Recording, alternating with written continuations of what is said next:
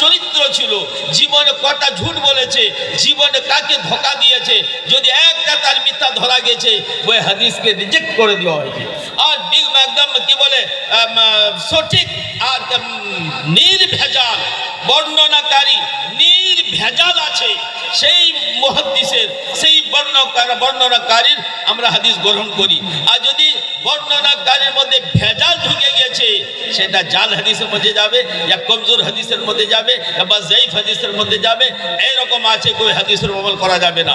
আমাদের অস্তিত্ব, আমাদের এই হাদিসের এই অস্তিত্ব, হাদিস এইভাবে আমরা দুনিয়াতে পেয়েছি, এইভাবে আমরা দুনিয়াতে টিকে রাখতে পেরেছি।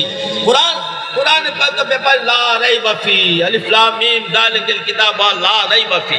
কোরআনকে সনদ সহ দেখানোর দরকার নাই যে আল্লাহর নবী কার কাছে পড়েছিলেন, উনি কার কাছে পড়েছেন, লা রাইবা ফি। এ তো জগতের বলে একটা সূর্য একটা চন্দ্র, ওকে দেখানোর জন্য কোনো দলিল দিতে হয় না।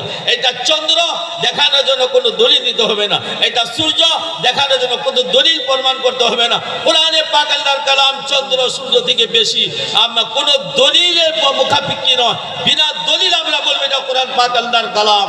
আল্লাহর কালাম কোনোদিন মিথ্যা হবে না। এই হাদিসকে কিন্তু রক্ষা করার জন্য আজকে